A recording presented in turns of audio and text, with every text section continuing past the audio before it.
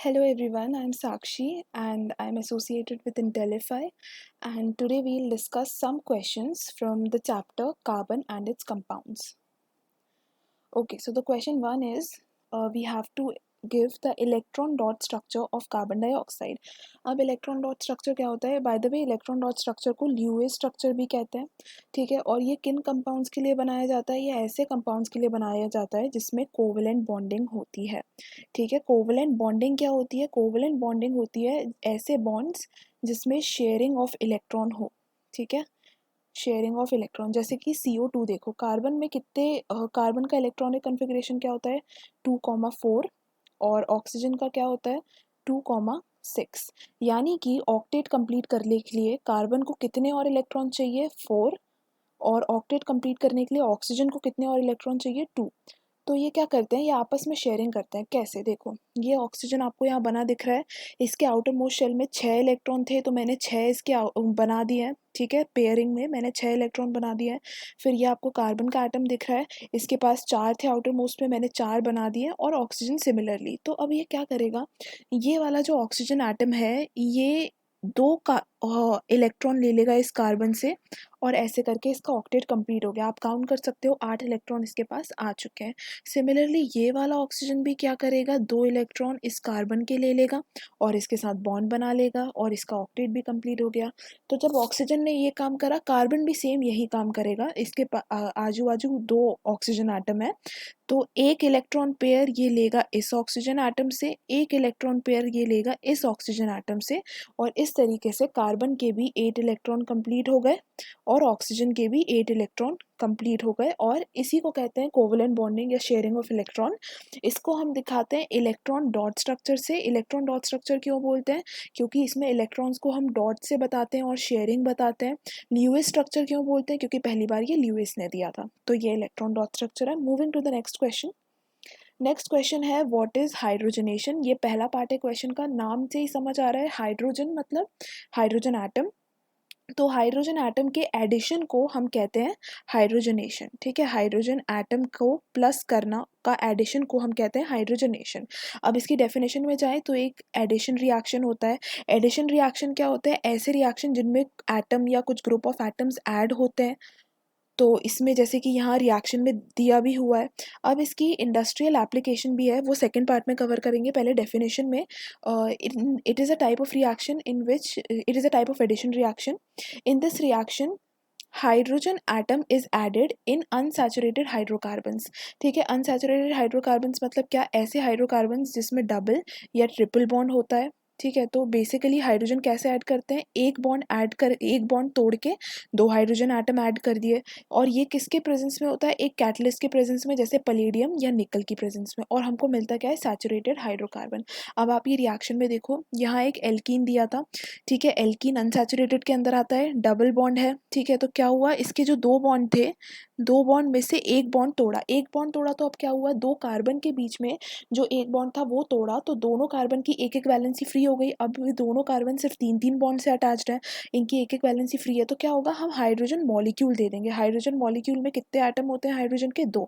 तो क्या होगा? एक हाइड्रोजन एटम इस कार्बन के साथ जाके अटैच होगा, दूसरा हाइड्रोजन एटम इस कार्बन के साथ जाके अटैच होगा, और इस तरीके से कार्बन की वैलेंसी सेटिस्फाई हो जाएगी और वो एल्केन बन जाएगा, जो कि एक सैचुरेटेड हाइड्रोकार्बन है। इसी को हाइड्रोजनेशन कहते हैं। अब इसकी इंडस्ट्रियल एप्लीकेशन क्या है? इसकी इंडस्ट्रियल एप्लीकेशन है कि hydrogenation of vegetable oil is done to convert vegetable oil into solid fat, vegetable ghee, vanaspati या डालडा इसके कॉमन नेम है, ठीक है। अब वेजिटेबल ऑयल्स क्या होते हैं? मैं वापस इस पॉइंट पे आऊँगी, पहले वेजिटेबल ऑयल समझिए। Vegetable oils generally have long unsaturated carbon chain, ठीक है। कार्बन चेन होती है और अनसैचुरेटेड, यानी डबल बॉन्ड या ट्रिपल बॉन्ड होता है वेजिटेबल ऑयल्स में, ठीक है। जिनको कन्वर्ट किया जाता है सैचुरेटेड कार्बन में। कैसे कन्वर्ट करेंगे? ऑब्वियसली यही हाइड्रोजनेशन, अभी अभी हमने रिएक्शन पढ़ी, ठीक है। हाइड्रोजन का ऐड करके, ये वेजिटेबल ऑयल रहता है, इसमें हाइड्रोजन ऐड करते हैं निकल की प्रेजेंस में, उससे हमको वनस्पति घी मिलता है। क्वेश्चन उठता है कि ये करते क्यों हैं?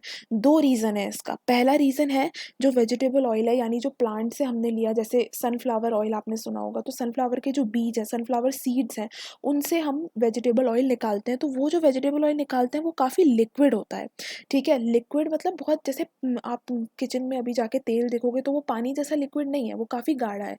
क्यों है? क्योंकि उसका हाइड्रोजनेशन किया गया है। तो पहला रीज़न क्या है कि लिक्विड वेजिटेबल ऑयल को थोड़ा थिक बनाने के लिए, उसे गाढ़ा बनाने के लिए किया जाता है। तो ये क्या है? पहला रीज़न है। दूसरा रीज़न क्या है? To preserve it from oxidation, that is to increase its shelf life. अब क्या होता है, जब भी डबल बॉन्ड या ट्रिपल बॉन्ड होते हैं ना, तो डबल बॉन्ड और ट्रिपल बॉन्ड यानी कि अनसैचुरेटेड कंपाउंड्स बहुत रिएक्टिव होते हैं, ठीक है। बहुत रिएक्टिव मतलब ये बॉन्ड टूट के कोई भी एटम ऐड हो सकता है। हवा में आप रख दोगे, एटमॉस्फेयर से ऑक्सीजन भी ऐड हो सकता है, ठीक है। तो वो बहुत रिएक्टिव होते हैं। तो क्या होता है, अगर ऐसे ही वेजिटेबल ऑयल्स को यूज़ कर लिया जाएगा तो उनकी शेल्फ लाइफ ज़्यादा नहीं होगी। शेल्फ यानी किचन के किसी ना किसी शेल्फ में वो जो रखे होंगे, हार्डली 1 महीने 2 महीने रख पाएंगे, लंबा नहीं चल पाएगा, उसको प्रिजर्व नहीं कर पाएंगे। इसलिए हाइड्रोजनेशन किया जाता है, ताकि उसे लंबे समय तक प्रिजर्व किया जाए उस शेल्फ में, ठीक है, उसे ऑक्सीडेशन से बचाया जाए। तो ये 2 रीजंस होते हैं। फिर तो अब आपको ये समझ आ गया कि इसको वेजिटेबल ऑयल्स को क्यों कन्वर्ट किया जाता है वेजिटेबल घी में। वेजिटेबल घी और कुछ नहीं है, वेजिटेबल ऑयल्स जो थे वो अनसैचुरेटेड थे, तो जो वेजिटेबल घी है वो सैचुरेटेड हो गए, जिसको वनस्पति और डालडा भी बोलते हैं। आपने सुना होगा, लोग कहते हैं वनस्पति और डालडा हेल्थ के लिए बहुत ख़राब होता है। बिल्कुल सही है। इसलिए आजकल लोग ऐसा ऑयल प्रेफर करते हैं जिन कुकिंग ऑयल पे लिखा हो कि वो नॉन हाइड्रोजनेटेड है और अनरिफाइंड है, ठीक है। क्यों लोग प्रेफर करते हैं नॉन हाइड्रोजनेटेड? क्योंकि लोगों का कहीं ना कहीं मानना है कि हमको नहीं बढ़ानी शेल्फ लाइफ, हमको नहीं करना उसे 1-1 साल तक प्रिजर्व। हमको चलेगा कि हम 1-2 महीने बाद ऑयल चेंज कर ले, ठीक है, लेकिन एटलीस्ट हेल्थ हमारी अच्छी रहेगी। भले ही वो शेल्फ में ना टिके, ठीक है, कोई बात नहीं, पर हेल्थ अच्छी रहेगी। फिर कुछ और एग्जांपल्स है, जैसे एनिमल फैट्स, चीज़ हो गया, बटर हो गया, इन सब में भी सैचुरेटेड फैटी एसिड्स रहते हैं, और सैचुरेटेड फैटी एसिड्स बहुत हार्मफुल रहते हैं हमारी हेल्थ के लिए। जबकि जो नेचुरल वेजिटेबल ऑयल हैं, जिनका अभी हाइड्रोजनेशन नहीं किया है, जैसे कि ऑलिव ऑयल, इन सब में अनसैचुरेटेड फैटी एसिड्स रहते हैं, और ये हेल्थ के लिए अच्छे रहते हैं, और इन्हीं को चूज़ करना चाहिए कुकिंग के लिए। Moving to the next question. Question 3 says what is functional group, और हमें आइडेंटिफाई करना है इन 2 कंपाउंड्स में फंक्शनल ग्रुप। तो फंक्शनल ग्रुप क्या होता है? अगर आप देखो तो मेन कार्बन की चेन किस टाइप की होती है, जैसे कि मैंने C2H6 ले लिया, ये क्या है? ये एक ईथेन है, ठीक है। कुछ इस तरीके से अगर इसको हम ओपन चेन में देखेंगे तो कुछ इस तरीके से रहता है। यहाँ हर जगह ये सिंगल बॉन्डेड है, यहाँ हर जगह हाइड्रोजन हाइड्रोजन ऐसे रहते हैं। अब कोई एक हाइड्रोजन को हटा के मैंने कोई फंक्शनल ग्रुप लगा दिया, ठीक है। फंक्शनल ग्रुप है क्या? फंक्शनल ग्रुप एक एटम है या ग्रुप ऑफ एटम है, जिसको कुछ इस स्पेसिफिक मैनर में जॉइन किया जाता है कि वो उस कंपाउंड की केमिकल प्रॉपर्टी चेंज कर देता है। तो अब ये था क्या? ये था ईथेन, ठीक है। या और सिंपल एग्जांपल अगर हम लेना चाहें तो हम मीथेन का लेते हैं। मीथेन के बारे में तो सभी ने सुना होगा। मीथेन क्या है? गैस होती है, ठीक है। हर जगह इसमें चारों ये क्या होते हैं? हाइड्रोजन होते हैं, ठीक है। अब एक हाइड्रोजन हटा के अगर मैंने वहाँ OH लगा दिया, ठीक है, एक हाइड्रोजन पूरा का पूरा निकाल के मैंने वहाँ OH लगा दिया, तो ये क्या बन जाएगा? ये बन गया मीथेनॉल। मीथेनॉल क्या है? एक अल्कोहल। तो कहीं ना कहीं जो मीथेन पहले गैस थी, वो अब कहाँ हो गई? लिक्विड हो गई। किसकी वजह से? सिर्फ एक फंक्शनल ग्रुप ऐड करने की वजह से। तो ये काम होता है फंक्शनल ग्रुप का। इसको हम ऐड करते हैं किसी कंपाउंड में, जिसकी वजह से उसकी केमिकल, फिजिकल सारी प्रॉपर्टीज़ चेंज हो जाती हैं। तो अब हमको 2 कंपाउंड जो दिए थे वो ये थे। पहला तो एक हमारा ये है, जिसमें जो फंक्शनल ग्रुप लगा हुआ है वो ये है, जिसको कार्बोक्सिलिक एसिड ग्रुप बोलते हैं। फिर दूसरे में OH लगा हुआ है, जिसे अल्कोहलिक ग्रुप बोलते हैं, ठीक है। तो फंक्शनल ग्रुप हमने देख लिया है। नेक्स्ट क्वेश्चन पे बढ़ते हैं। Question 4, explain the mechanism cleaning action of soap. Mechanism of cleaning action of soap. तो सोप कैसे कपड़े क्लीन करता है, ये पूरा मैकेनिज्म आपको समझाना है। ये मैकेनिज्म समझाने से पहले आपको पहले ये नॉलेज होना चाहिए कि आखिर सोप होते क्या है। तो सोप की डेफिनेशन अगर हम देखें तो these are sodium potassium salts of long chain carboxylic acid, ठीक है। अब कोई भी सबसे सिंपल कार्बोक्सिलिक एसिड आपके दिमाग में क्या आता है? वो आता होगा CH3COOH, यानी कि एसिटिक एसिड या इथेनोइक एसिड, सबसे सिंपल कार्बोक्सिलिक एसिड। यही इसका H हटा के अगर मैं Na लगा दूं तो क्या ये बन चुका है? Sodium salt of carboxylic acid. तो थोड़ा बहुत ये हमारी डेफिनेशन से मैच कर रहा है। सोडियम सॉल्ट है, कार्बोक्सिलिक एसिड का है। अब बस एक वर्ड मिसिंग है, लॉन्ग चेन। क्या ये लंबी चेन है? नहीं। पर अगर मैं इसका CH3 को CH2 बना दूं, यहाँ और कार्बन्स ऐड कर दी जाऊँ, ऐसे करके ऐसे बहुत सारे कार्बन ऐड करती जाऊँ तो ये बन जाएगा sodium salt of long chain of carboxylic acid, और इसी को हम कहते हैं सोप। देखो यहाँ डायग्राम में सोप का एक मॉलिक्यूल लिया है, पूरा सोप नहीं लिया है। इस तरीके के सोप में हज़ारों मॉलिक्यूल्स रहते हैं, ठीक है। तो ये पीछे की ये जो लंबी सी चेन है ये कार्बन चेन है, आगे का ये जो आयनिक पार्ट है जहाँ पे COO नेगेटिव और Na पॉजिटिव है, ये इसका सेकंड पार्ट है। तो अब ये जो पीछे की लंबी सी कार्बन की चेन होती है ना, ये हाइड्रोफोबिक होती है, और आगे का जो आयनिक पार्ट होता है ये हाइड्रोफिलिक होता है। हाइड्रोफोबिक मतलब क्या, हाइड्रो मतलब वाटर, फोबिक मतलब आपने सुना होगा किसी किसी को किसी चीज़ का फोबिया होता है, फोबिया मतलब डर। तो ऐसा पार्ट जो वाटर से डरता है, ठीक है, वाटर से दूर भागता है, उसको हाइड्रोफोबिक कहते हैं। जो वाटर के करीब जाता है यानी वाटर लविंग होता है, उसको हाइड्रोफिलिक कहते हैं, ठीक है। तो सेकंड पॉइंट में यही लिखा है, जो आयनिक एंड होता है पानी का, दैट इज हाइड्रोफिलिक यानी water loving, so it dissolves in water. वहीं पे जो कार्बन चेन होती है, लंबी सी कार्बन चेन, ये जो पीछे वाला पार्ट था, दैट डिजॉल्व्स इन ऑयल। क्यों? क्योंकि वो हाइड्रोफोबिक होती है, वो पानी में डिजॉल्व नहीं होगी, तेल में डिजॉल्व होती है, ठीक है। अब देखेंगे क्लीनिंग एक्शन होता कैसे। Inside water these molecules have a unique orientation. कौन से मॉलिक्यूल्स? सोप के मॉलिक्यूल, मैंने पहले भी बताया था।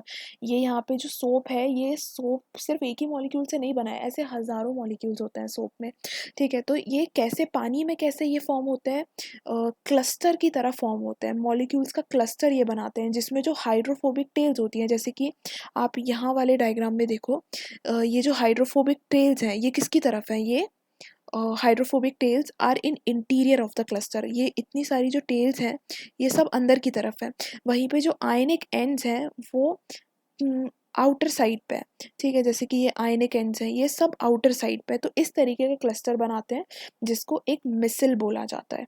तो ये यहाँ पे जो आपको डायग्राम दिख रहा है ये एक मिसल का डायग्राम है, ठीक है। तो अब होता क्या है, सोप जो रहता है वो ऐसा मिसल बनाता है, और इसी मिसल की मदद से ऑयली डर्ट जो रहती है क्लोथ्स पे, वो सही वो निकाली जाती है। यहाँ आप डायग्राम देखो, इस डायग्राम में क्या था, ये एक डर्टी क्लोथ है, उस डर्टी क्लोथ पे कोई डर्ट है, और ज़्यादातर डर्ट जो रहती है ना वो ऑयली होती है नेचर में, ठीक है। अगर ऐसी नॉर्मल सी धूल हो तो वो पानी से भी हट जाए, लेकिन ज़्यादातर जो है वो ऑयली होती है, इसलिए हटती नहीं है, ठीक है। तो ये डर्ट है, इस पे हमने सोप यूज़ किया, तो सोप के मॉलिक्यूल्स ने धीरे धीरे अटैक किया, फिर उनने मिसली बना लिया, मिसल बना लिया उनने, ठीक है। यानी पूरी तरीके से उस ऑयल को घेर लिया, और फिर जैसे ही हमने थोड़ा सा और ब्रश से या पानी तेज़ मार के झटका दिया तो उनने उस ऑयल को खींच लिया, उस कपड़े से खींच लिया, ये मिसली बना के इस ऑयल ड्रॉपलेट को उस कपड़े से खींच लिया। तो इस तरीके से क्लींजिंग एक्शन होता है सोप का।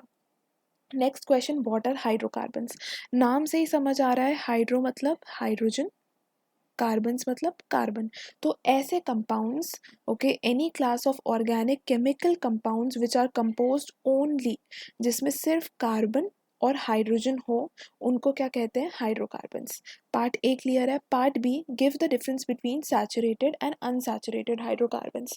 ओके, सो सैचुरेटेड हाइड्रोकार्बन्स भी दो टाइप के होते हैं, सैचुरेटेड और unsaturated. Saturated hydrocarbons are hydrocarbons with single covalent bond, यानी कि सबसे अच्छा एग्जाम्पल उसका क्या है, ईथेन, ठीक है। ईथेन में सारे जो बॉन्ड्स हैं सब कैसे हैं, सिंगल कोवलेंट बॉन्ड है, ओके। तो ये एक सैचुरेटेड हाइड्रोकार्बन है। और अनसैचुरेटेड क्या होते हैं, ऐसे हाइड्रोकार्बन जिसमें मल्टीपल कोवलेंट बॉन्ड होते हैं। मल्टीपल कोवलेंट बॉन्ड मतलब डबल बॉन्ड भी हो सकता है या ट्रिपल बॉन्ड भी हो सकता है, ठीक है। तो इसके एग्जाम्पल क्या है, इसके एग्जाम्पल है हमारे पास कार्बन, डबल बॉन्ड कार्बन और दो हाइड्रोजन, इसको क्या बोलते हैं, ईथीन, ओके। यहाँ पे H, यहाँ भी एक H, ओके। देन एक और एग्जांपल है कार्बन ट्रिपल बॉन्ड कार्बन और सिर्फ एक एक H होगा, इसको क्या बोलते हैं, ईथाइन, ओके। तो इट इंक्लूड एल्केन्स, डेफिनेटली ये जो ईथेन मैंने बनाया था ये एक एल्केन ही है।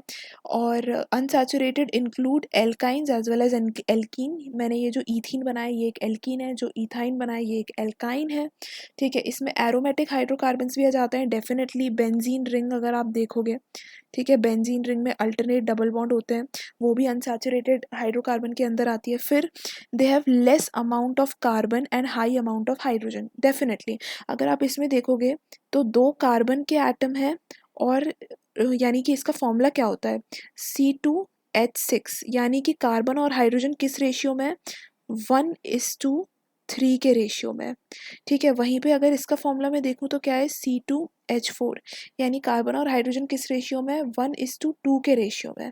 वहीं पे अगर मैं इसमें देखूँ तो इसका फॉर्मूला क्या है, C2H2, यानी कार्बन और हाइड्रोजन 1:1 के रेशियो में। तो क्लियरली दिख रहा है इसमें एक कार्बन है और 3 हाइड्रोजन है, इसमें एक कार्बन 2 हाइड्रोजन और इसमें एक कार्बन 1 हाइड्रोजन, यानी क्लियरली दिख रहा है कि जो सैचुरेटेड हाइड्रोकार्बन होते हैं उसमें कार्बन का अमाउंट कम होता है और हाइड्रोजन का ज़्यादा, और इसमें हाई अमाउंट ऑफ कार्बन होता है और लेस अमाउंट ऑफ हाइड्रोजन। ये लेस रिएक्टिव होते हैं। अभी हमने पीछे भी पढ़ा था सैचुरेटेड क्यों किया जाता है ऑयल को, ताकि ऑक्सीजन के साथ रिएक्ट ना करें, जबकि ये डबल और ट्रिपल बॉन्ड वाले ये बहुत रिएक्टिव होते हैं, ठीक है। फिर burning in air, when they are burnt in air they give blue non-sooty flame। क्यों? क्योंकि हमने कंबशन में पढ़ा है कि whenever saturated hydrocarbons they are burnt in sufficient supply of oxygen, ठीक है, तो वो ब्लू फ्लेम देते हैं, जबकि अनसैचुरेटेड हाइड्रोकार्बन इनको कितनी ही सफिशिएंट सप्लाई दे दो ऑक्सीजन की, ये हमेशा येलो या सूटी फ्लेम ही देंगे। थर्ड पार्ट देखते हैं हम हमारे क्वेश्चन का, why does carbon form large number of compound. Okay, तो कार्बन का इतने सारे कंपाउंड्स फॉर्म करने का सिंपल सा रीज़न है कार्बन का नेचर। ओके, कार्बन का जो नेचर है वो कुछ इस तरीके का होता है, ठीक है। इसके नेचर के रीज़न 3 होते हैं, ऐसा टाइप का नेचर होने का, इतने ज़्यादा कंपाउंड फॉर्म करने का 3 रीज़न होते हैं। पहला, carbon has unique ability to form bonds with other carbon atom. Carbon के पास ये एक यूनिक एबिलिटी होती है कि वो दूसरे कार्बन एटम के साथ बॉन्ड फॉर्म करता है, जिसकी वजह से बहुत लंबी लंबी चेन बनती है, ब्रांच चेन बनती है और रिंग्स भी बनती हैं। देखो ये कितनी लंबी चेन है, ये ब्रांच चेन है और रिंग्स में आपको बेंजीन रिंग भी दिखेगी, ठीक है। तो ये सब क्यों होता है, कैटिनेशन की वजह से। उस यूनिक एबिलिटी, उस यूनिक प्रॉपर्टी को कैटिनेशन कहते हैं, और ये प्रॉपर्टी जिस हद तक कार्बन में है उस हद तक और किसी कंपाउंड में नहीं देखी जाती है। सेकेंड प्रॉपर्टी है carbon has a valency of 4। Okay, valency मतलब कितने बॉन्ड कार्बन बनाता है, तो कार्बन के पास टेट्रा वैलेंसी है। टेट्रा मतलब 4, वैलेंसी मतलब बॉन्ड्स।